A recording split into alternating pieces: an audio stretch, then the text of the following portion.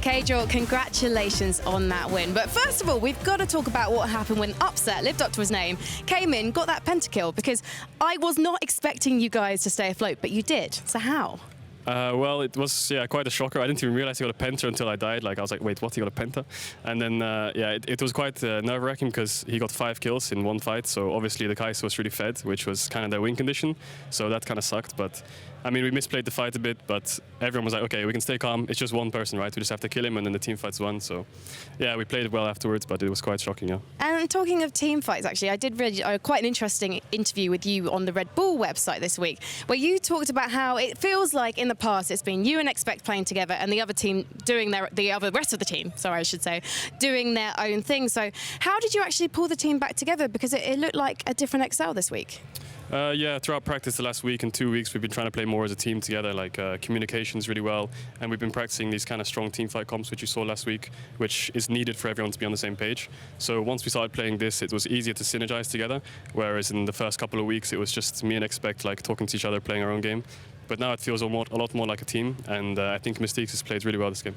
And talk to me about Mystique's performance, because it's his first appearance on the LEC stage, and he did brilliantly. Yeah, so we have a 10-man roster, and he was performing really well in scrims. And in the scrims, yeah, he was playing really good. And it's his first LCS game, but yeah, I think he played really, really well. Like his communication was great, and it was quite shocking how well he played. Now, you have just upset one team. You're going to potentially upset Fnatic tomorrow. And although you guys are not going to make playoffs, you can stop other teams getting there, can't you? Yeah, that's essentially our position now. It's like we're just here to stop teams getting to playoffs, and we're like the gatekeepers. You have to get through us to get to playoffs in a sense. So it's quite a fun position, but it kind of sucks to be out of playoffs. Well, does it not feel good though to potentially make some teams cry? I mean, it feels great to win, but like deep down inside, it's like, well, we can't really play for playoffs anymore, so that kind of sucks. But yeah, it feels great to win regardless. Well, Caedral, thank you so much for talking to me, and congratulations on this win. Let's head back to Alex and the analysts.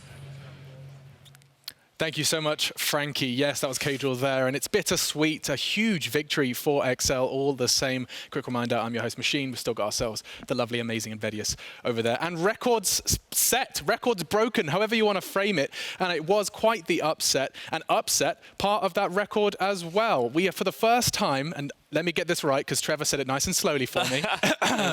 For the first time since they started keeping track of stats in European League of Legends, no team has got a pentakill and then conceded that game. So history has happened. Amazing. Let's start with you. Okay. We're really starting to push the limits of how far we can go in order to still lose. You know, and this may be the epitome of what we can do. You know. So Schalke have set records, just not the ones they were looking to set. You know, I am impressed. You know, you come back, you get this prediction correct, and not a single smugness. Oh well, you just summoned it now. You started that. But yes, I mean, the Union Jacks, I was blinded by them, but I'm happy I did. Well, they certainly had a great performance today. But we have to get into our next matchup, which is Origen versus SK, which is the one I'm really excited about. I just want to get away from your smugness. You're not happy. I smiled, my bad. Anyway, we do have ourselves a juicy matchup, and it is Origen taking on none other than SK Gaming. Now, interestingly enough, both teams took down G2, and both teams are now battling for survival in order to get to those playoffs. So, gents, where do we start this conversation? You know, are we going to start focusing on the likes of Origen? I mean, these guys, I'm very interested. You've been telling me a lot about them coming into this. This is a team that's been putting in the hard graft and play what seems to be clinical League of Legends. Yeah, exactly that, Machine. The interesting thing about Origen is their style is very controlled, very patient, but also very solid. It's they're a kind of team that likes to play correct, quote-unquote, League of Legends, and they leave very few openings for you to attack. And as someone that's been playing this game for the bigger part of your life, amazing, is this something that you enjoy seeing? Is it sexy League of Legends? It is. It actually is. You know, I played with Nukeduck and Mithy both on separate teams, but both of them kind of showcase what I actually like in League of Legends. It's make the control play, don't go for the 50-50, don't coin flip, and actually try to understand what your comp is trying to do, and then play towards it at all stages of the game. And I think Origen's this split, even though they had a rocky start, they have been starting to do this and are now looking like a true contender in the end. And this is their toughest task coming up throughout their schedule. If they best this, could be easy, smooth moves for the rest of the split. But let's go ahead and start a big conversation. Earlier, I asked the analyst who they think is the star player on Origen. Vedius said Alphari, while Amazing is on the Nukeduck hype train. So while they make their arguments, you guys at home can vote on your favorite of the two. Do it nice right now, spam Alphari or Nukeduck or LOL in the chat, whatever you fancy. So gents, who wants to go first? Ladies first, Vedius? No, please, the honor must go to me. Okay, Guests go first. So, as already touched upon, Nuke is playing the right style of League of Legends, and I think he's actually the core of Origen because he decides where the play happens. If he decides to roam bot side, the play happens there. If he decides to roam top side, the play happens there. So basically, he's the facilitator of the team, and he basically, honestly, is the basically gives the energy to the team, you know, like if he decides to make something happen, it's gonna happen, but he's always controlled and doesn't do it in any kind of random way, and that's what it is, you know, about Origen. So I think he's the heart of the team in the end. Well, this is a little unfair. Wait, but you haven't made your case yet. I haven't made my pitch yet, so listen here, chat.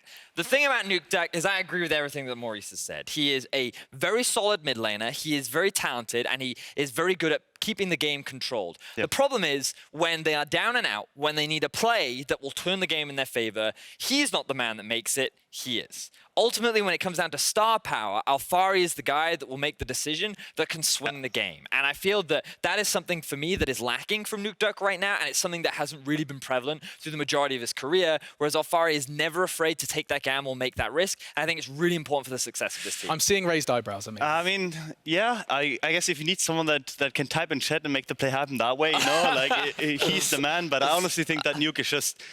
I convinced some people, though. I convinced some people. Like, we're still there now. I think I still stand by the fact that Nuke is the core of the team, because if he wasn't there, the team wouldn't be as controlled as they are. And we will take a look at that final count. We're just going to stop it right there, and you can see that it was... We were clawing back. Vedius managed to get a solid 20... It's still going. I can... No. Give this another 10 minutes. Thank you. Guys, we stop right here. Okay. Cut off. So the winner is Nukeduck. And I mean, both of you making fantastic cases. I'm looking forward to seeing how this one plays out. But I also have to remind you that there is another team stepping into the Rift. And let's look at Origen's opponents, SK, who are coming off of a massive upset against G2. And yet this is the same team that fell to XL. I mean, I'm looking at the numbers as a bit of a newbie. I'm trying to comprehend how does a team do that and then fall to a team that struggled to qualify? So my view is that they have mechanical ability on the team, so each one of their members is actually good enough to beat and contest the top teams. But they honestly have zero game plan, and like I don't want to say this, but they basically have zero brain in the game, you know. So basically, they just make random plays, they coin flip everywhere, and if it works, they will beat the top teams because they can sustain that lead, right? But bottom two teams, they are born in the dark, you know, they have been molded by it, and they're basically coin flipping every single day, you know. So they can kind of outsmart SK in certain situations to basically make that coin flip turn into their favor. So it's just strategy is where that weakness, that Achilles heel of SK. I would best describe them as a team like in CSGO that would be really good at landing those shots, but would also juggle grenades and would think to themselves that this was a pretty cool party FaZe trick. Clan. Oh, exactly. There you go. They're very unpredictable, and you never really know what team is going to show up on the day. And they can thwart giants while also lose to the smallest opponents. Well, scene set. An unpredictable wild card of SK going to be taking on the clinical and precise Origen. We'll see if SK can get another big win tonight as we leave it to the casters for picks and bans. Thank you very much, Machine. And I think we've already heard from Amazing and from Vedius. You know, they said who their key player on Origen is. I wanted to ask you, Frosk, as you weren't able to represent yourself on the desk, who would be your key player on Origen? For this game against SK, it's Kold, and that's because the most important player for SK is Selfmade. So Origen need to look at Kold. It's all up to him to dictate the pace and tempo of the game. I understand what Vedius is saying. You know, Alphari, he's the crazy play. He'll be the one that makes like that snap-second decision making. Nukeduck, I'm not sure what that was. Yeah, I mean, it was Andre's face on Cristiano Ronaldo. That is what it was. And I think that's enough said about it. Nukeduck, veteran player. But for me, the calm, collected style of Origen starts with Kold in that jungle. He is so fundamental to how they execute and play the game. Let's get on into picks and bans. And as you say, Kold, one of the key players here for Origen. Origen actually decided to be on the red side for this game. They had side selection. They chose red. We're waiting for that first SK ban. as I think we just did jump out of lobby, so we're back on it in just a second. What if you were Origen, would you make you choose Rek'Sai? I'd probably use it as a counter pick. Oh! Someone that I like to counter pick for would be Nukeduck. Well, that makes a lot of sense, given something strong against Pirean in the mid lane. We are back on into picks and bans. SK on the blue have banned out Draven. Lucian, the second ban. A Kalista to follow from SK. So lots of AD carries getting removed from the pool early on. And Kalista has really started to crop up. It seems like everyone was watching the SK versus Griffin storyline. Maybe they've been scrimming it for a long time, but she is getting so much respect today. That she is. And Patrik was the first player to bring it out in the LEC as well. So not really too surprised to see it come up against Origen. Lissandra taken away, Carthus taken away as well. And means that we're looking at things, you know, Jayce, Jarvan's still available here. Yeah, and it's going to be one of those two. Now, we've seen teams usually give away the Jarvan and then take the Sejuani so they can kind of match that scaling utility potential as well as early gank access. Both these champions do similar things, but this time around, you know, the gauntlet is thrown down. Do you take the Jayce? And if you leave Jayce open, clearly Alphari has something to counter it. I mean, when we've seen Werlyb have strong performances as well, it's been on more tanky top laners, you know, the Sion, the Poppy, that's where he's getting his win. And this is playing chicken. This is saying, do you play the Jayce? Because if you don't, you know that it can be flexed between multiple positions on the side of Origen. Well, Jayce will be locked in for SK, so the gauntlet has been laid down. It's been picked up by SK. An immediate response is the LeBlanc for Nukeduck in the mid lane. No counter picks here, just going for that very strong, powerful assassin mid laner. Alongside it, the Rek'Sai for Kold. And because of the Lissandra ban, it basically blows open the door for LeBlanc to just take over a game. She doesn't have a lot of champions that can deal with her in the mid lane now. If Pirean wants to be super safe, maybe he goes towards something like the Orianna and just tries to survive the lane. It's also been kind of his comfort pick that he's gone back to. A matchup I'm not incredibly familiar with is the Corki matchup as well. Hexdrinker. Hexdrinker seems to be pretty strong, so we have seen Pirean play Corki already once this split. One of the wins that SK got was on that Corki as well. And if he does want to pick it up, it'd have to be here, because you have to think, if you're really concerned about Nukeduck's matchup, you could ban it in second phase. So we'll see, do we prioritize bot lane? Do we try to get Pirean a matchup that he knows he's going into? Well, that is what is going through SK's mind at the moment, and they are going to go instead towards the Gragas. That's going to be jungle Gragas, you have to think. Maybe the Jayce is even being taken in mid into this LeBlanc match. And it feels like with that type of setup, you're looking at a possible Yasuo pickup. So I would expect it to be banned in second rotation here from Origen. It works so well with the Gragas cask. It definitely does. And Yorick going to be locked in straight away for Origen. So that's the top side of the map secured for them. They're actually keeping that counter pick down towards the bottom side. It's still a counter pick, of course, but an AD carry counter, maybe Cassiopeia still on the cards here as well if they want to take that. I'm actually just very surprised that they would wait this long to get firepower into the top side. Into the bot side. It tells me that Origen just feel confident enough playing their side lane pressure with Yorick and LeBlanc. They're just like, these are the champions that we want. This is the playstyle that we're doing today. We're not about playing reactive today. We're about, this is our set game plan, and we're going to make sure that we get the pieces to execute it. But with the Thresh ban, I think Origen probably looking towards another mid lane ban. Is the Syndra coming out here? A good matchup into the LeBlanc, but Corki's still available for SK. Maybe Origen saying, we don't think that Jayce is going top. We think it's going mid instead. Pirean's got a wealth of options that he can look towards. Corki, Orianna, Yasuo if he really wants to. And we'll keep our eyes on that. SK going to get rid of another support in the form of Galio. If I'm Mithy here, I'm thinking, you know, Alistair's still pretty good. Tahm Kench is okay as well. Even the Morgana, if you want it into that Braum matchup, is a pretty strong pick, and it's all champions Mithy has been relatively comfortable on. I'd like something like a Morgana, I think. Kind of really depends on what Patrik's pickup is going to be. It feels like they might not reveal it yet. Yeah, I think you want a counter pick, right?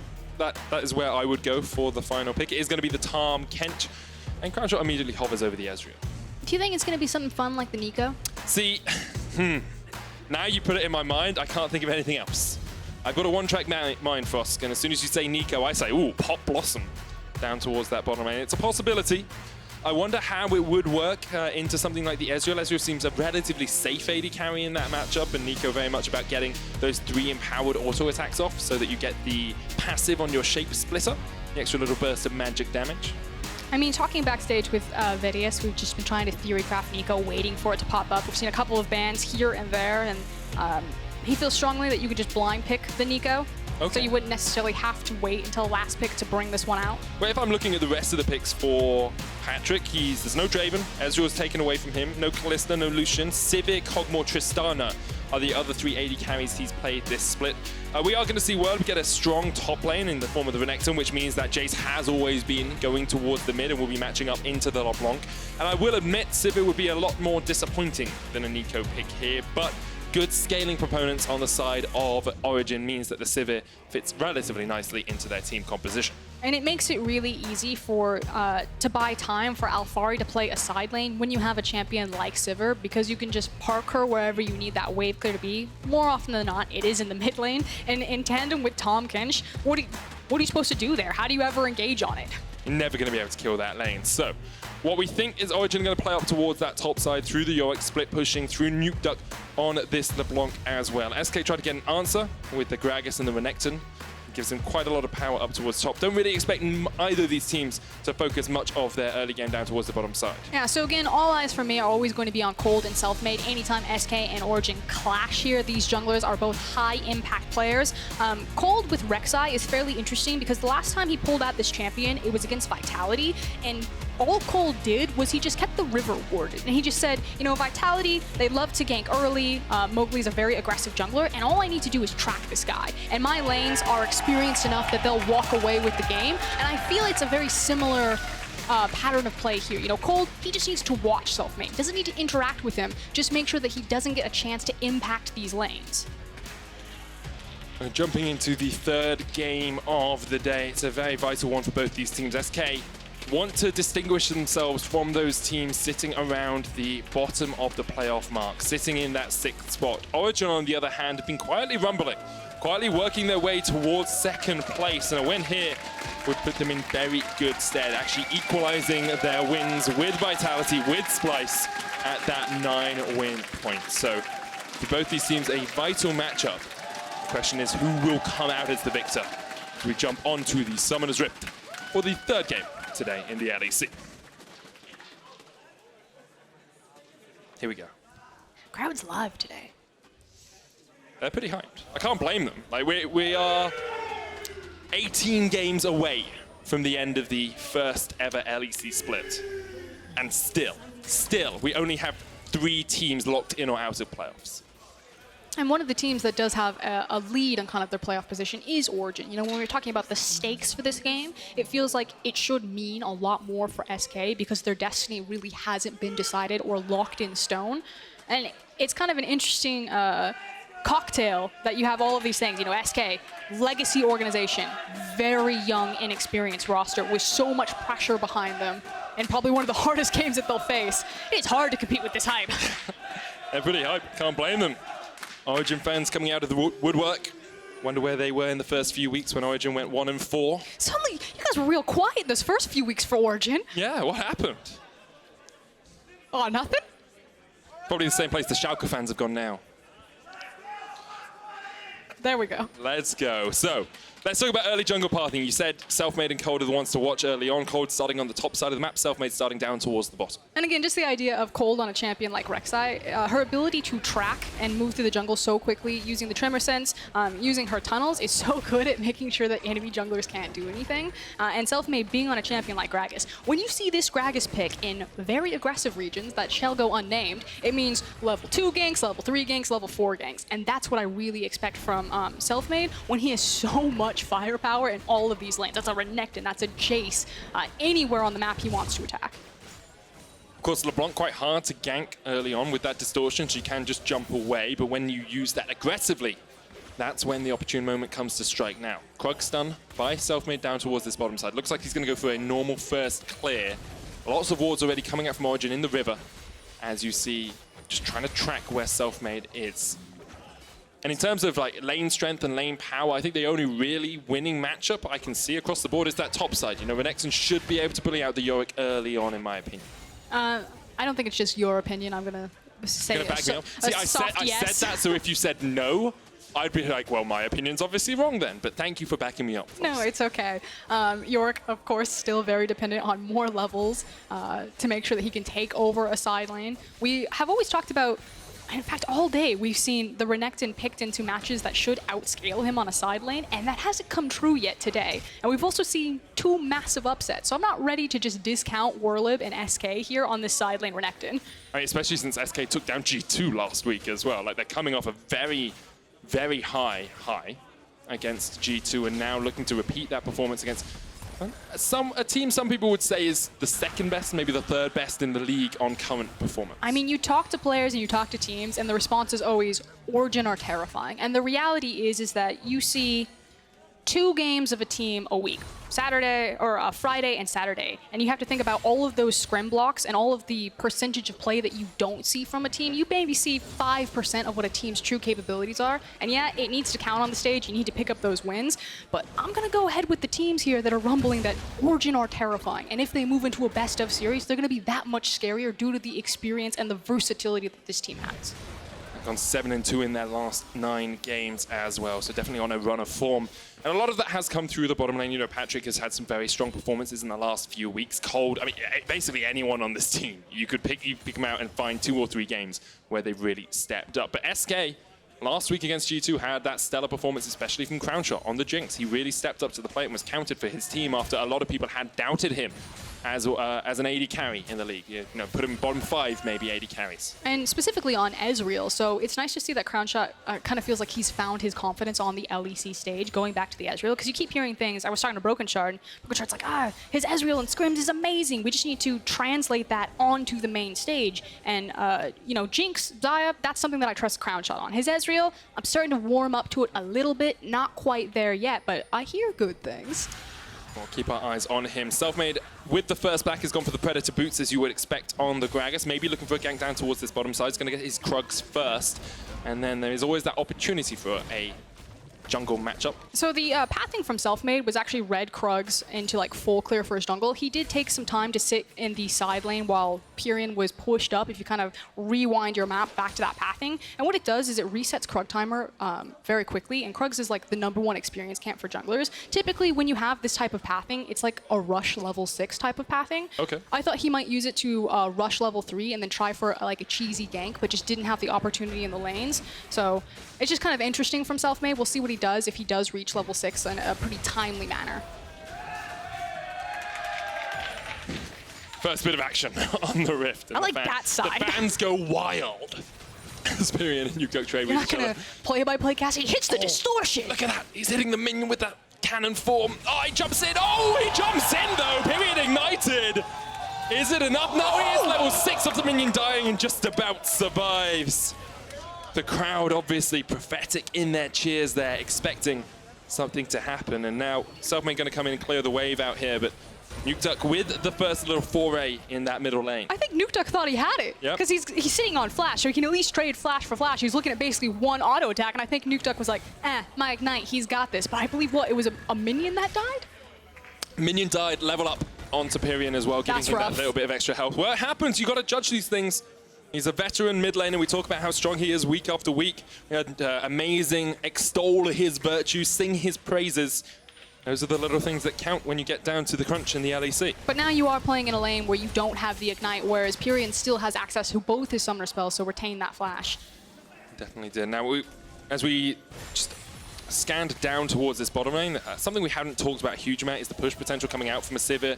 With the Ricochet, you can just push these waves relatively quickly, and you can already see the tower has taken a couple of plates worth of damage. Pirean still has the flash here. Kold gonna flash in. The chase coming out. Pirean with the knockback hasn't burned his sums, and with the Hex Drinker coming out will be so safe underneath his tower. And once again, it's a summoner burnt for nothing from Pirean. Yeah, and I do want to point out the build, the itemization. So we talked, you know, briefly about Corki when we did see the LeBlanc coming out. Corki, one of the answers into LeBlanc, because he can defensively itemize into the Hex Drinker early on to deny a lot of her kill pressure here. Same thing goes for Jayce, so you can see Pirean saved him right there.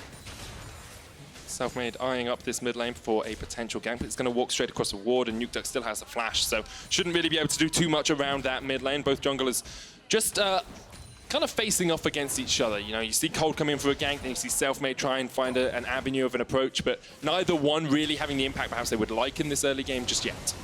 Oh, hold on.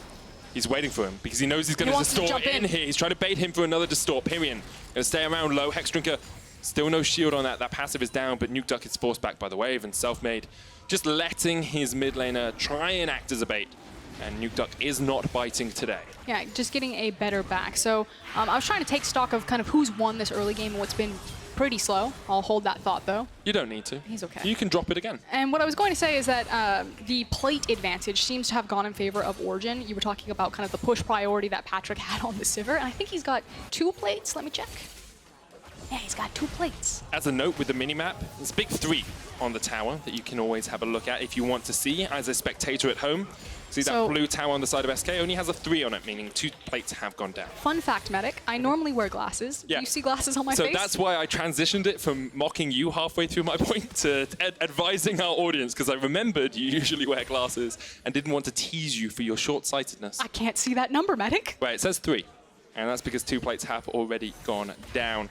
Patrik just tanking up a missing shot here. Selfmade is around. Level 6 hit on Crownshot. Dreams just hit the 6 himself as well. Pirean coming down, trying to clear out some vision in this river. Maybe looking for a little bit of a 4-man dive down towards the bottom side, but not going to happen. Selfmade goes up again towards the river. All even 9 minutes in. Not too much to talk about. I think that a 4-man dive would be a bit overzealous from SK at this point, especially against Tahm, Kench, and Sivir. I think more importantly, they were trying to get control over the river. I thought that they might transition that control into Kold's blue buff, which is actually up here. But because they don't know where Kold is, it might just be an assumption. Another gank from Kold, and Pirean sidesteps it once again. Nukeduck jumping forth and back. But just getting the chip damage down. Pirean's done a very good job of absorbing pressure in the mid lane. And as much as you say a 4-man dive would be over-eager, I'm a play-by-play, okay? I like to talk about action. And so far, although this game has been very cerebral and has been very, you know, everyone is thinking a lot and thinking about exactly where they step, and they're trying to read each other, which is great for someone who loves to analyze League of Legends. Someone who likes talking about fights. It's not the best game so far for us. The big win is still, though, in the analytical side of this game, which is that Origen have managed to play around priority. Every time they have priority, every time they have the assured, controlled play, they act on it. So you can see Sivir and Tahm Kench, they're rotating up. Meanwhile, Selfmade, he's trying to force something. He's getting desperate. He's fishing. He's looking for it. Alphari pops the eulogy of the Isles. Walking away from it. Well, he fished for it a little bit and then realized there's no lake or river up here, so there's no fish. And Alphari, with a little bit of backup from the Maiden of the Mist, is just able to force him away. Yeah, exactly. He looked at Maiden, he's like, this isn't a 2v1, this is a 2v2. Yeah. I don't want it. That's the major issue. Dragon goes down for Origen as well. 500 gold lead for them. Nukeduck will be given that blue. Yeah, and that gold lead is, again, in things like the tower plates and the CS discrepancy for Nukeduck. So while he didn't get the kill on Pirean, he has made massive advantage that he's constantly forcing Pirean back at poor back timings. He's eking this CS and this experience away from him and continuing to chunk him out. Keeps on just pushing that Jayce back out of the lane. Mithy came up here to clear some vision around the Rift Herald. 2 plates going to go down in the top lane as well for Alphari, and that is very good stuff for him. Very good news with a 10 CS lead on the Yorick. He is in a strong spot. And Origen across the board, very happy with how this early game's gone. You have about a 500 gold lead. You had the Dragon down towards the bottom side. Now you have control of the Rift Herald as well. So they are playing around where they want their strong side of the map to be and doing it perfectly. It's a paper cut play style. Origen are just slowly whittling away at SK, making these tiny little advantages on a composition that has a lot of scaling potential in the Sivir and the Yorick. They also have good mid-game bridge points if they want to skirmish around something like a LeBlanc. So as far as Origen's game plan is concerned, they're probably like, this is totally fine. Yeah, we didn't get the kill on Nukeduck, but we are sitting very happy in everything that's happening in this game. Whereas, again, SK feel like they're getting a little bit desperate. You can see Selfmade is trying to attack the map, but he's just walking into vision every single time and not finding any sort of pressure on these ganks. And this is how Origen have exemplified their playstyle recently. They are slow and steady. They've got the lowest combined kills a minute in their games. They have second lowest kills and deaths at the 15-minute mark. Patrik! And their gold's even. Crownshot's fine. Crownshot's fine. You were excited there. I knew he's okay. True Shot Barrage comes out as well as Patrik forced away with the on the hunt. Here comes Selfmade with the Predator. Eaten up by Mithy. Mithy dodges away from the explosive cast. Still has the flash as well. Oh! The proc from the Runic Echoes gets the kill. That was a quick turnaround from the crowd. They're like, he's out, he's safe. He wasn't safe. I was so sure he was fine that I was talking about the graphic, never mind the fight. Origen actually going to play up towards that top side. They will look for the Rift Herald themselves. They're going to lose some plates in the bottom side, but they won't lose the tower. Too tanky at the moment for that. Kold claims the Rift Herald. There's a Maiden here as well. Maybe even put the Rift Herald down. You've only got 3 plates left on that tower. You could just go for the first tower push. Oh, and that's exactly what they're going to do. Rift Herald is spawned. You're going to get massive bang for your buck out of this push here, especially because it goes into Alphari's pocket. Oh, it's going to be a lot of gold going into Alphari's pocket. Look at his items. What are you supposed to do as Renekton against that? I love it. It's such a smart build path. It's such a smart pick into the Renekton as well. Tower goes down in the top side as the crowd goes mild. And next up, Nukeduck looking for the play in the mid. Pirean still has the flash. Nukeduck there. Flash away from Pirean. Kold not able to get the knocker, but he's going to go in with the Void Rush. Wow, indeed. As Kold will get the kill. Origen answer back with one of their own. And again, it felt like Origen were just sitting in their pocket. They're like, this is totally fine. We're making these incremental gold leads across the map. And suddenly that they strike. They take the Rift Trail. They have no problem trading Mithy's life across the map for that. Excuse me, Patrick's life. Not going to blame the veteran member. Going to blame the newer kid. Oh, we could blame Mithy anyway if we really wanted to. Now, Tower's still alive down here towards the bottom side. Mithy pops the heal so he can switch over to the flash with the unsealed spellbook. Not too surprising. And across the board, Origen still pretty happy with how this game's gone, but SK should be as well. You know, you've got okay scaling in the form of the Ezreal, the Jayce. They will do a lot of damage and a lot of poke in the later portion of the game. And if you can avoid full-on team fighting Origen, you actually got a very strong composition as the game does progress. And I want to quickly point at Origen's vision line here. Some of it has started to die out, but they did this against Vitality too. Normally you would expect a team like Origen, who seems to have like this, I'm going to say it, I hate this word, cerebral style of play, that they would force a lot of deep wards and deep vision, but they actually don't. A lot of their vision just sits in the river, and I think it's almost like a combined element of just the experience that this roster has, that they don't need perfect information to you know, maximize their play chances, that, you know, high reward, low risk play style that they like to go for. And I think that's almost only possible with a team like Origen, where the collective experience that you have for the roster is just crazy. Nukeduck dumps back here. Kold there as well, but we've already got Sorcerer's Shoes and the Relic Runic Echoes finished on towards the Gragas. Oh! Kold dodges away. Was it a dodge? It was a dodge. It was a dodge. I mean, it was missed as well, but I always give the benefit of the doubt to the team that did a good thing. And that's what happened here. So Origen get tower in the bottom lane. 600 gold lead for them as well. Let's have a quick look across the items. Iceborne, Gauntlet, Mana Moon stacking up on Crownshot. Still no first completed item on Patrik, but he will be going towards the Essence Reaver. This is my other thought with Origen's like vision that stays pretty shallow. It's that Deficio walked backstage and he was like, stop feeding before 15 minutes. No one walks into the jungle alone. I mean, that's what used to happen in the Origen games. They have been able to stop that for the moment. Dragon goes down, it's an Inferno. Werlyb with the flank, and this is going to be a 5v5. Pirean on the wrong side of the map, though. And now Origen actually just want to back away. They're popping on the hunt. True Shot Barrage comes out as well. You can see Werlyb's in the middle of that fight. He's doing a lot of damage, but SK just can't get the chase on. The Maiden is acting as a bouncer and stopping Origen in their tracks. And something that is pretty cool about Origen's composition when they do want to disengage like that is the... Oh! He's dead. Oh, he's done! Nukeduck goes in, gets out! That's another kill for Origen. Great stuff from them. They get the Dragon, second of the game, and a 1,000 gold lead. And then you get cute little plays like that. But what I was saying is that between the Tahm Kench and the Yorick, because we expect this composition to play in 4-1, but when they do play together around objectives like that, their zone control is crazy, and their ability to disengage is pretty nuts. Because you can throw down the baby cage from Yorick, you have the giant Maiden in front of you, and then you can just gobble someone up with Tahm Kench. It's actually really hard to ever lock down Origen. They can very quickly run in, grab the objective that they want, grab the tower damage they want, and then disappear into the night. Werlyb came in with the teleport here as SK wanted to fight, but they just couldn't get onto the Origen backline. I don't know how you actually crack Origen here. You're dealing with a hyper-mobile LeBlanc, you've got the spell shield on Sivir, you have a Tahm Kench and a Yorick. How are you ever supposed to fight into that? Which means that Pirean on this Jayce needs to be ahead of the clock so he's hitting damage, and more so needs to have that long-range poke potential. And the fact that Jayce received so much attention, was put so far down, it is sitting on, I think, a single completed item and a defensive item, really hurts SK. I don't actually think he's completed his item. Oh no, he's gone for the Yumu's. He has just finished that one up and has the Hex Drinker as well. But that fight, just not enough stuff from SK. And Origen now putting the pedal to the metal as they push down towards this mid lane tower. Already broken tier 1s in the side lanes. Now they can just open up the map a little bit more. Feels like a 1-3-1 has started to be enacted from Origen. I mean, let's be honest, do Origen ever put the pedal to the metal? Okay, so they move the pedal like 2% closer to the metal. I mean, they are starting to speed up the tempo because they can, but it's like the difference between if G2 are a Ferrari, and when they step on the gas, you really feel it. Origen are like a Prius.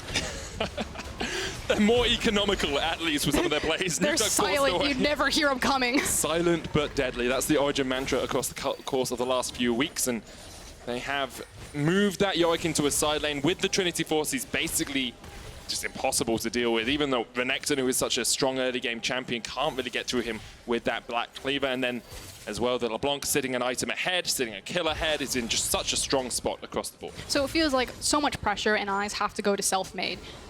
With Jayce and Renekton into these side lanes, there should never be an opportunity where they get to pick to kill someone. You know, it's going to be really hard for Renekton to force Yorick to fight him. It's going to be really difficult for Pirean to force Nukeduck to fight him, and at this point, I don't think Pirean wants that. So Selfmade needs to decide, how am I going to force either the side lane or the mid lane? Like, where am I going to use this Gragas cast to get something back for SK? Because Origen can just hold them at arm's length. Yep. Well, that's all they need to do as well. You've got a strong scaling Sivir, who will be even stronger on a couple more items. You've got the LeBlanc, who's incredibly powerful when she gets to that 2-3 item spike, can just burst people down. But SK forcing around mid, bringing everyone here, saying we want to get this tower, we need a little bit of gold in our back pockets, and they should get it pretty easily.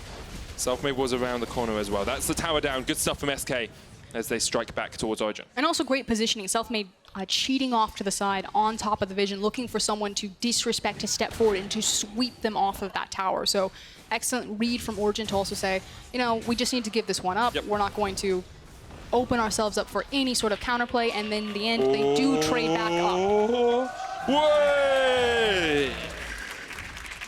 And that's the thing. You look at that, you're like, ah, yes, SK, great job. They got the mid tower, and it is true, it's good. But ultimately, Origen, we're just looking, you know, 10 seconds later, we're fine trading that mid tower for interior top. Alphari pops the ult hit, true shot rush, not quite enough to take him down. As you say, Origen playing the map just as much as SK were playing the map, equalizing that sort of trade in the side lane. And as we come to the 20-minute mark, we do just need to think about exactly how these teams want to play out the rest of the game. Because Origen seem to be happy with a 1-3-1, happy taking it a bit slower, rotate Alphari when you need, but at some point, SK will need to pull the trigger. At some point, SK will have to force, and the question is, where do they force? What do they force around? Well, hold on. I think we're okay. I'm really scared for them. Who are you scared for? I'm scared for SK. Why? Do you think Nukeduck can just take them out? Yes. Look at Pirean's items. Yeah, that guy's not a champion right now. You're right. He's quite far behind. And that's what's scary for SK in general, is that their composition wants to drive tempo, and they want it to be in the driver's seat at this point in the game. And because they're not, you're looking for SK to prioritize defensively sweeping out their jungle, and then trying to create numbers disadvantages or make big picks and trying to find their foot back into this game. But they have to be so careful. Oh, Crownshot! Oh, he's dead! Yeah. That's what Nukeduck can do to a man if he oversteps. He gets him out. There's the kill. Now they'll go down towards the Cloud Dragon. You asked me who I was afraid for. That's exactly what I was afraid of. But that wasn't Pirean. That was Crownshot. He could have done that to Pirean. Okay, well, he did it to Crownshot in at the moment, and Origen will use that advantage to come down towards this bottom side. You can see 4 members near the red buff of SK. They continue to push in the side lanes. Yes, SK are answering, but every time Origen find a pick, every time they find a little bit of damage, they just continue to starve the life out of SK. And again, it's those paper cuts, but they paper cut you in the same position. I don't know if you've ever gotten a paper cut underneath your nail, but it hurts. Ooh. And that's what Origen are right now. But eventually, they're just gonna rip the nail off. As a medical professional, it's one of the most painful feelings I've ever heard of. I'll admit. Paper cut under the nail. It's like, nah, incurable. I'm sorry. Make your peace. I want to bring a little bit of seriousness to SK's plight in this game as well, because when we look at their playoff run, when we look at them at 7-7 at the moment, they're trying to fight to get towards, you know, those 9 wins, which is historically the best point to get into playoffs, but they've still got Splice, they've still got Rogue, they've still got Vitality left to play. And the thing is that you would expect that this game would be hard, possibly the hardest, depending on, you know, who Vitality are starting. I mean, I'm going to hold the point. G2 today as well. They're not the easy opponent they seemed like at the start of the week. And that's what I was going to bring up. It's the fact that everyone is stepping up. You know, this is a ridiculous strength of schedule for SK. It really is. Nukeduck continuing just to poke and prod around the side of this fight. Alphari pushing into the tower here as well. The Demolish Pot comes out. That's another tower across the OG. 3,000 gold ahead now. They can just get this vision in once again. Look towards the Baron. OG in a very, very powerful position, and SK found wanting of answers. This has just got to be so frustrating to play out if you're SK. Werlyb? I mean, Mithy's caught him out a little bit here. He's going to flash across, trying to catch out Patrik. Patrik pops the spell shield, and Werlyb can't get close enough. Put into the cage. He jumps back onto the back line with the slicing dice, but Mithy eats him up. That's one down, and now SK taking the fight. Kold going to jump across the wall. It's actually Alphari the one to fall, and Nukeduck jumping in. Selfmade goes golden. It's up to Crownshot. He's opening it up. Kold jumps onto the back line. He gets Crownshot. Mithy's still alive. Patrik's still alive. OG somehow still alive as Nukeduck jumps forwards once again. And Pirean has nowhere to go. Can't get away from Kold. And the dunk crew. It's a triple kill for the man in the jungle. And for a split second, it actually looked good for SK right there. That was kind of the one area on the map that they wanted to teamfight in, which are those close, tight-knit corridors. You have so much line damage with Ezreal and Jayce that if you can get Origen in a choke point, you can start picking them off. But the same thing can be said for Sivir, and ultimately the gold lead spoke for itself. You can see here, Werlyb realizes he's out of position. The chase comes out from Origen. Werlyb's like, oh, can I get someone? Can I catch someone out? He jumps onto Patrik, but just doesn't have the damage to take down the Sivir quickly enough. The one thing, though, is that I believe the shutdown bonus goes to Pirean, and that may actually help this Jayce get a foot back into this game, so he's on clock, and he's actually doing the damage that he needs to be doing at this point in the game. And it's right here, we're like, maybe SK have actually got this, but the flash forward from Kold to separate the team fight, and the Nukeduck quickly gets around the corner. You have to, like, Selfmade was probably 50 extra damage away from killing both Mithy and Patrik in that fight. He could have been the man that his team needed in the moment. You can see Andre there giving a little fist bump across towards. He's like, not even close. Easy, easy clap for Origen so far. 5,000 gold ahead now, 25 minutes or 24 minutes in. They've got this Yorick down towards the bottom side. Baron is available for them if they want it, but they don't really need it so far this game. Well, knowing Origen, they're not going to take it unless it's like 100% guaranteed, because that's the only way SK get back into this game. And with their comp of Jayce and Ezreal, it's actually quite easy to fight around the Baron as long as they have, you know, the vision to step up to it.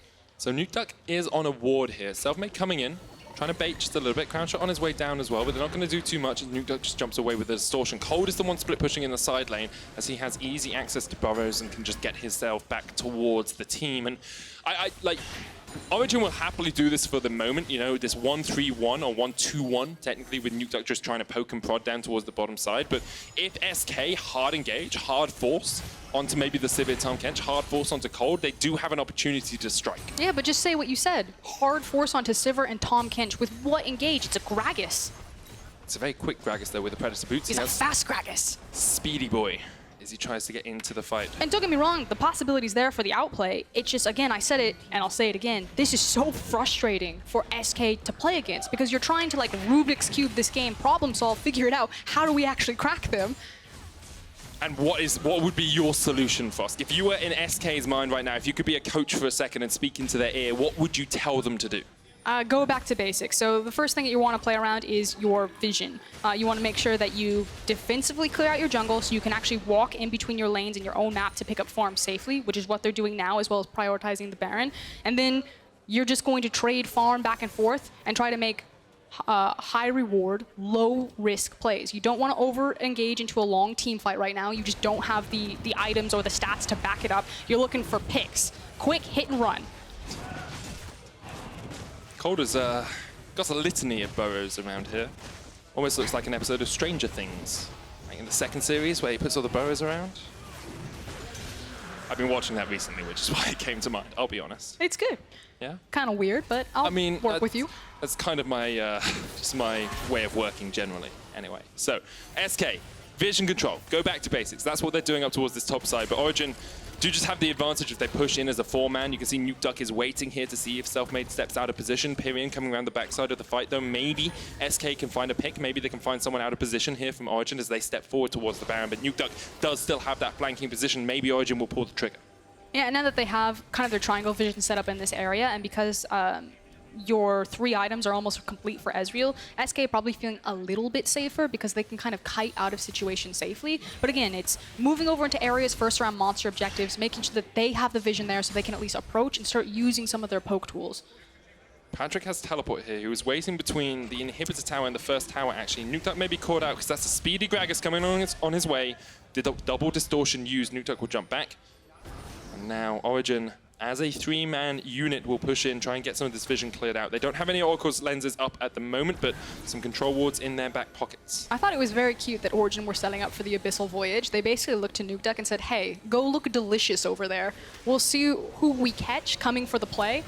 SK smartly sent majority of their team, and Origen were just like, it's not worth it. Not in front of Baron. If we ever misplay that, that's exactly how SK walk back into this game.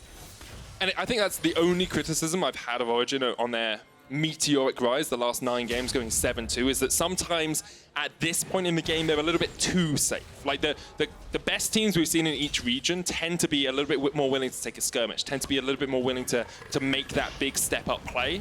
And Origen, although they play safely against a team that would take a 50-50, might sometimes lose out. And there is a conversation that's kind of happening in the wider community. I think Papa Mithy really started it about, what is the optimal way to play League of Legends right now? And it feels like so many teams are going towards that skirmish, risky style, but I'll hold the thought because maybe the trap has been sprung? Yeah, I mean, Mithy's jumped on here by Pirean. Selfmade there as well as Kold comes in from the side. Patrik there with you on the hunt. Kold forced back, but gets a lot of damage down on Selfmade and gets the Void of SK off. It's a 1-for-1 trade as Yorick and Nukeduck push down towards the bottom lane, though they're going to lose an inhibitor. Maybe even the base. In time, Werlyb came back to respond, but Origen get everything they wanted out of that fight. Yeah, and that's the 4D chess. It's the fact that you trade jungle for jungle, but as long as you also have the pressure point bottom, Origen now secured their opportunity to step up to the Baron next time. It's going to be pretty difficult to always have a member down there to time with the super wave, and this should be a very stock standard. Okay, we wait until the super wave pushes in bottom, and then we're going to dance with them around Baron. Seems to be pretty easy stuff for Origen now. As you say, the supers pushing in that bot wave just make it so much easier. Quick look across these gold differentials. Big lead in the top lane for Alphari, about 2,000 gold there. I mean, it's about 6,000 gold across the board for Origen. It's just little bits here and there. 2,000 in the jungle as well, actually. Kold having a very strong performance on the Rek'Sai once again. Said it. I think Kold's Rek'Sai, pretty great. Allows him to track. It does, actually. What do we call them? Carnivores and herbivores? Yeah. He's like an herbivore jungle. But he's got 5 kills, though. Well, yeah, but it seems pretty carnivorous to me. He's kind of like picking those up in team fights as like the, the assassination potential. Yeah, I often find herbivores are just like, oh, yes, I love vegetables, but now there's something low near me. Good clarification. I mean his early pathing. Okay, I agree with you there, Frosk. Feels like this game was quite quiet for a long time, and then as soon as the map opened up, Origen just used their big brains to outmaneuver SK. 200 IQ plays across the board. Setting up 4 items on the Patrik, on the Sivir now. Infinity Edge, Essence Reaver complete on him. Kold has a few items under his belt as well. I think he's got the GA on that Rek'Sai, and maybe Origen actually just starting up the Baron. You can 3-man it here. That Yorick pushing down towards the bottom side has the teleport, but the easy Baron take you have to think for Origen with a Infernal and Mountain backing up their damage. Now TP comes out away from the fight. Werlyb's low, but Yorick's just going to push the bait. Nukeduck's there as well. I mean, Origen run away, but Origen's just taking the base at the same time. Alphari and Nukeduck are in here. SK ran away from their own base and maybe sacrificed the game. Origen continue their climb up the LEC table with a dominant win over SK. He said they had big brains, Frosk. It's not flashy, but it puts wins on the board. You can see it. You know, Origen were playing with their food. They were pulling SK around the map. They were trying to bait them into opportunities that they wanted to create. And SK, they just got frustrated. Werlyb, teleports. He's like, let's just start a fight. Let's go for it. He's out of position. You understand it, but there's a moment where you're like, well, they did this to us last time when we tried to make a fight and we lost our inhib. And then you make basically the same call again and you lose your base. Like, obviously credit to Origen, they starved the game away from SK. They continue to play this methodical style of League of Legends that just seems to be their best way of winning at the moment, seems to be working incredibly well for them. And they continue their climb up the LEC table. You know, they've got a couple of tough matches left. Rogue tomorrow, Schalke next week, XL next week. Actually, the one I would have said is tough is Schalke, and they're not looking that good at all at the moment. So Origen, if they don't take 3 wins from 3, probably be kicking themselves. And it's the possibility that Origen could finish with a 4-0 and not just, with G2 continuing to kind of fumble and drop these games. There's a very real opportunity where Origen start to rocket up the standings and show that they are truly the best team in the LEC before playoffs even begins. Yeah, they definitely could. And I think Origen right now should be looking at second place, and they should be eyeing it hungrily, because although Vitality have an extra win over them, although Splyce have an extra win over... Oh, no, actually, they tie up with Splyce with this win, actually, don't they? Yes. Although Vitality have one extra game over them. It's Vitality and G2 that are still sitting ahead of them. But Vitality, if they lose later on today, when they play up against Rogue, that will even out that second place spot. And Origen continue to be the team that, to me, looks the strongest of the chasing pack. But it's kind of back to that conversation that we were talking about. You know, what is the defining style, the superior, optimal way to play the game? Origen, when I look at them, they almost look like a miniature LCK team. You know, this is the style of League of Legends that everyone praised for so long, whereas G2 seemed to be that, you know, rise of LPL, rise of Invictus Gaming, like scrappy skirmish style. So from a holistic level, super exciting to see the LEC with kind of like so many different styles rise to the top. But now I'm curious, you know, who is going to be able to play both that define themselves as the true champion of the league? Or if one style just comes out on top in terms of the 1v1 battle, you know, maybe we see a 5v5 between Origen and G2, and we see which style is just superior. Because if Kold tracks Jankos as well as he tracks Selfmade this game, can Jankos actually make a play? Can Jankos do anything in the early game to really set them up for success? There are so many good signs in the crowd today. I just don't understand why Andre needed to be put on Cristiano Ronaldo's body. The guy's a beast anyway. What I was going to say, though, is we were like, you know, Origen this, G2 that. Splyce just had a massive upset, and Vitality have been sitting consistently back here like, guys, what about us? Yep. And again, it sounds like such a cop-out, but it feels so good to look at the LEC, and you have so many strong teams with very defined styles this late in the season. Yeah, and you still have these teams fighting at the bottom of playoffs as well. I think SK is the best example of that. I'm looking at the top, you're like, but what about the bottom? Every game matters so much. You have to look at both ends. SK, you know, now sitting at 7 and 8. Who are they fighting up against? Who's next? Schalke's still at 7 and 8. You've got these teams down towards that bottom side really fighting for that 5th, 6th spot. As much as the 2nd spot is important, who gets in is really important to me. The answer is for Fnatic fans, and that's all majority of the audience cares about. They're like, okay, SK lost a game again. Yeah. Fnatic just need to keep winning. Hopefully we can slip past them in the standings. That's definitely true. Your options for key player of the game are Nukeduck, Kold, and Mithy. Go to Outlaw Esports on Twitter and vote. You know who's not in that list? Alphari. Alphari. Vedius. Interesting. If only I had a detective to tell me why. Oh, that's an entirely different person. I've actually never met Detective the Vedius or Dr. Medius. They are totally different people. Don't know if they're like twin brother or anything. For more on Origen's win, let's check in with Frankie and their jungler. I'm here with Kold, and I'm interested in what you thought of SK's draw, because they were focusing that bottom lane. Yeah, I mean, yeah, they put a lot of bans towards Patrik, but I think that's just a strategy that doesn't really work. He plays pretty much every champion in the game, so I don't think any of us were worried about it. It was just kind of wasted, in my opinion. But I think he's played something like 13 different champions across this split, actually, so he's not someone you can really test in that way. Yeah, I mean, he's so young and talented, and he plays the game all the time. So of course he's gonna have a big champion pool. So yeah, I was a little bit surprised, but I think teams are just trying to look at different ways to target us and see if we are prepared for it. So I think it was all right to try it, but it just doesn't work. Do you feel like SK targeted you differently to the last time you met them? Because it looked really like history repeating itself. I actually think last time we played them, they should have won. They had a big lead on us in the early game, and they just kind of threw the game. I think this time around, we had a better plan, and we knew how to execute the game. So the game was pretty simple. I didn't really feel like they pressured us that much. They were just kind of giving us what we wanted. So. And we definitely learned that you never try and take a team fight with Origen. Every time they came at you when you were tackling that dragon, it all ended in disaster for SK. I actually think they should be winning some of the team fights with their comp, but maybe we just outplayed them. I'll have to rewatch it, but usually we had the control and we had the tempo, so we had the setups on the Drakes, and that kind of gave us an advantage in the fights, I think. Maybe. I've said a little bit of flaming here now, Kold. I do actually need to ask you a question, though, because the thing is about Origen, you're very reliable, you play super safe, and you often win. You've won 8 out of your last 10 games here at the LEC. But can you actually win playoffs without taking any risks? If we can win playoffs, I mean, we will see. We take one game at a time and we play our style, and I think no other team in the league plays the way we do.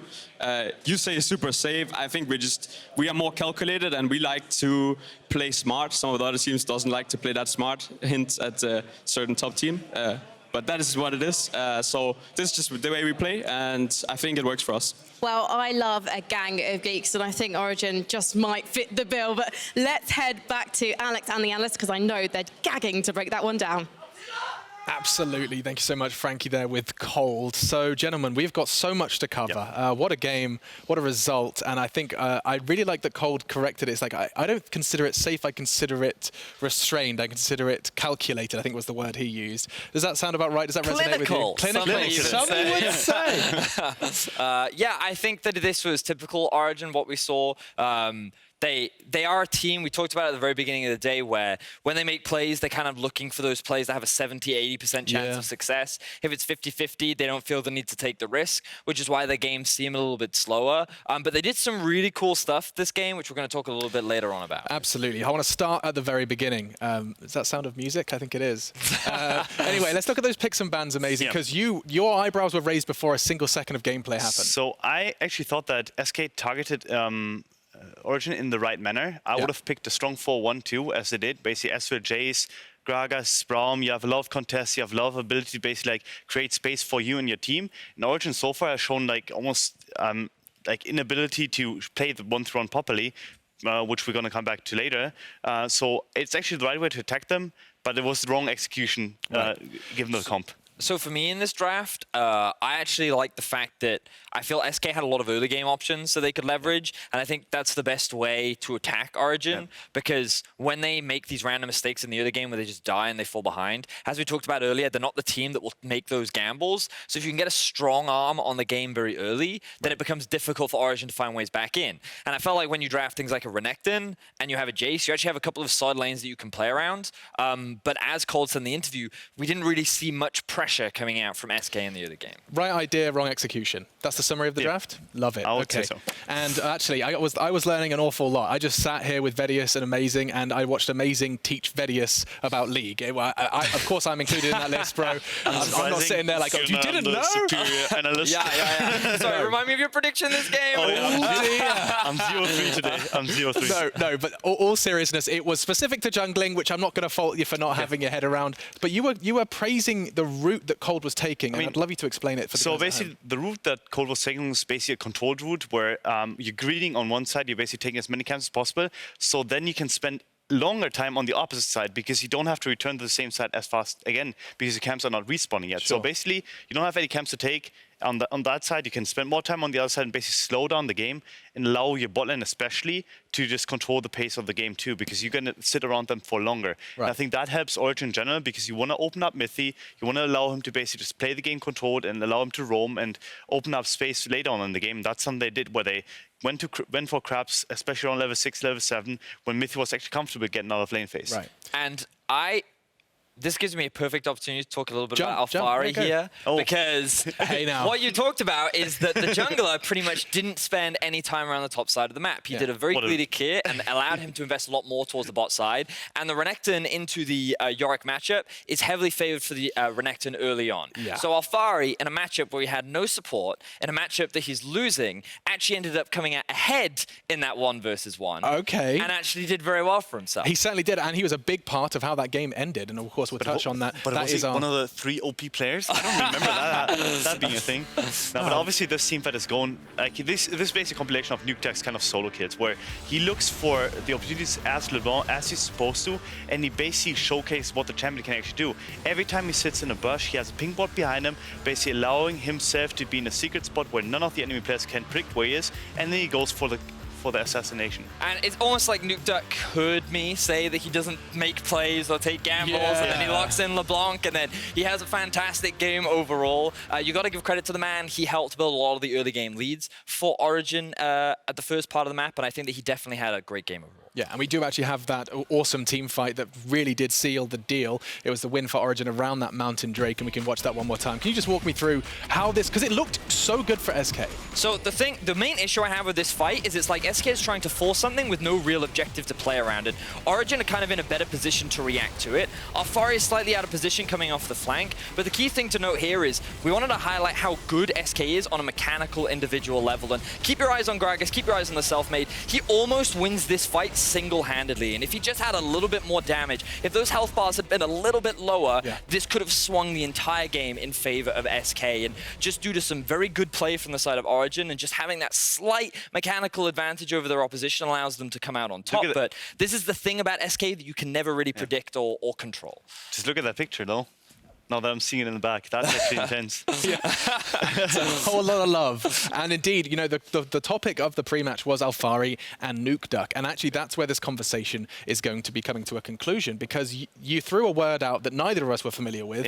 Overloading. Can you give us all a tutorial? Yeah, it is a concept where basically you have two sideliners join on one side and basically then try to kill the enemy sideliner or basically try to take the turret. What that does is basically evades team fights you don't want to take, and you basically make the game more individualistic, where you have the 1v1 matchups, you have the 2v2 matchups, and then you're basically playing a really, really small map instead of big map where basically enemy can contest your round objectives that you're not ready to take yet. So we see this multiple times. We see Origen, Kold, Mithy, Patrik taking vision out of the Nashor. Meanwhile, that duo of Yorick and LeBlanc are pressuring on the bot side of the map, and that means that anytime they basically get to hit turrets, they will take it instantly. And that's how they also ended the game in the end, where Nukeduck and Alphari basically together looked for the play, and we see it now. Exactly, Maurice. And I love the fact that the moment SK tried to force something, OG immediately punished on the other side. And I think what's really cool for fans, especially at home, is people are so used to like 1-4, 1-3-1. This is effectively a 2-3 strategy, right? 2-3. And it's something that's not commonly seen because the risks you run is you are leaving potentially your 3-man against the 4-man. And if they win that fight, maybe they convert it into a Baron, maybe they convert it into something big. It has to be quick, amazing. Yeah, it has to be really quick, because otherwise it happens what Vedius just said, where they can just force the Nash, and if they force the Nash, you're stuck in a position where you have to utilize your TPs or you have to utilize basically your tempo completely to get back to the Nashor, and that can backfire in a lot of cases. But in this case, it obviously worked out pretty well. And the execution was just perfect as well, because you look at the vision, you look at how they set everything up, everything was done perfectly for Origen, and for anyone wanting to learn more, I would highly recommend you watch this game again. No, absolutely, yeah. Go ahead, rewind it, watch it, because your key player of the game was Nukeduck. 55% of the votes, though. It was a toss-up, but Nukeduck does take it with some sexy LeBlanc play and a big win for Origen. That is it for us now. We're going to be going ahead and taking a break, because coming up next, Vitality look to get one step closer to second place as they face off against Rogue. Don't you go anywhere. You overload me. Next up, Nukeduck looking to play in the mid. Pirean still has the flash. Nukeduck there. Flash away from Pirean. Kold not able to get the knocker, but he's going to go in with the Void Rush. Wow, indeed. But they have to be so careful. Whoa, Crownshot. Oh, he's dead. Selfmade goes golden. It's up to Crownshot. He's opening it up. Kold jumps onto the back line. He gets Crownshot. Mithy's still alive. Patrik's still alive. OG somehow still alive as Nukeduck jumps forwards once again. Alphari and Nukeduck are in here. SK ran away from their own base and maybe sacrificed the game. Origen continue their climb up the LEC table with a dominant win over SK.